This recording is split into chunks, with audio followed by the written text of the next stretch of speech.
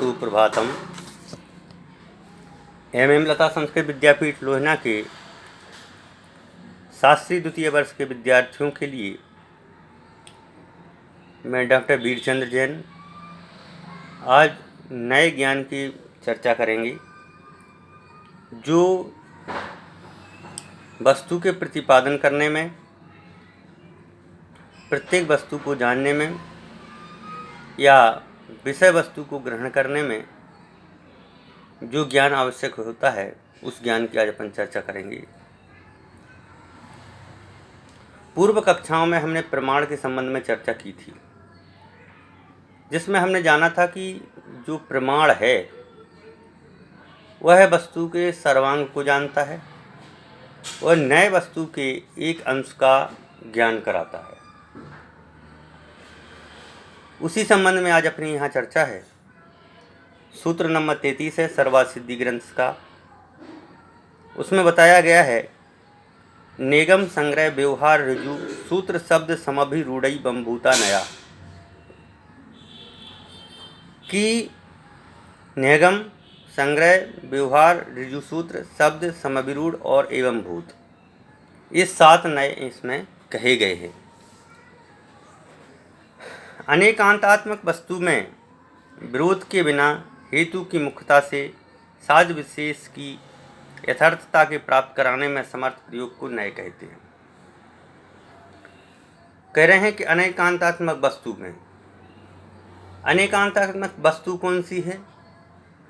जिसमें सभी प्रकार की पर्यायें उपलब्ध होती हैं, अनंत गुण शक्तियाँ जिसमें विद्यमान होती हैं, उसको अनेकांत कहते हैं।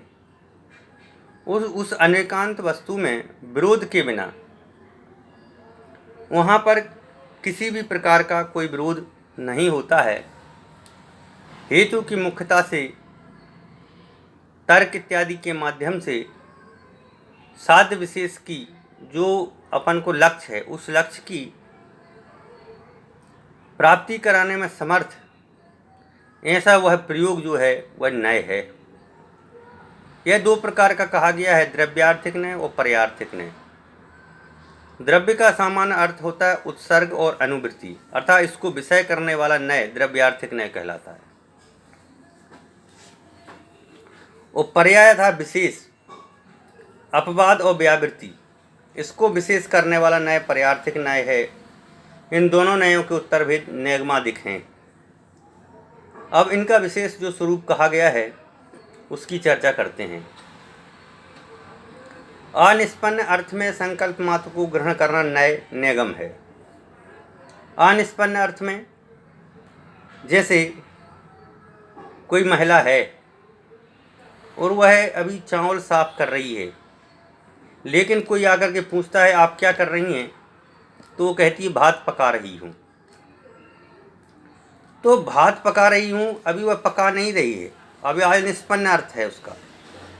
अभी वह साफ कर रही है, चावल साफ कर रही है, फिर उसके बाद पानी में डालेगी, फिर उस आग पर रखेगी, तब जा कर के वह पकेगा।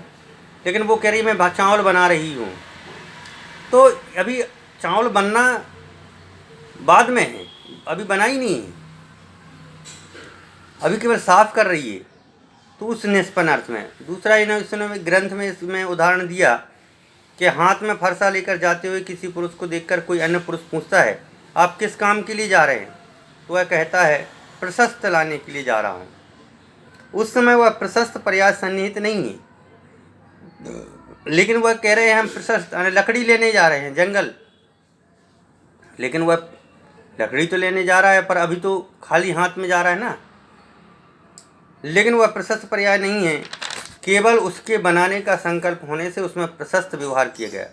ईंधन और जल आदि के लाने में लगे हुए किसी पुरुष से कोई पूछता है कि आप क्या कर रहे हैं, उसने कहा हम भात पका रहे हैं। उस समय भात पर्याय सन्निहित नहीं है, केवल भात के लिए किए गए व्यापार में भात का प्रयोग किया गया। इस प्रकार जितना लोक व्यवहार है वह अनिष्पन्न अर्थ में है। हम महाविद्यालय जा रहे हैं, तो अब हमसे कोई पूछे कि आप कहाँ जा रहे हैं, तो मैं क्लास लेने जा रहा हूँ। अभी क्लास लेने के लिए तो महाविद्यालय में पहुँचना जरूरी है ना, लेकिन उसके पहले ही अपन ने बोल दिया। तो ये लोक व्यवहार में जो अनिष्पन्न अर्थ होता है उस अनिष्पन्न अर्थ को अवलंबन करने मात्र के विषय को नैगम नय कहते हैं। तो यह बात तो अपनी एक नय की चर्चा हुई। इसी प्रकार से अन्य रूप में अपन 7 प्रकार के नयों की चर्चा क्रमशः इसी क्लास में करेंगे। जब तक आप लोगों को इस विषय को समझना है कि भाई अनिष्पन्न अर्थ की बात कही गई है, उस अनिष्पन्न अर्थ जहाँ निकल रहा है उसको अपन को विषय बनाना है। तो इस प्रकार से आज अपन ने चर्चा की है। आगे की चर्चा अपन विषयवार रूप से प्रतिदिन करेंगे। जब तक के लिए धन्यवाद।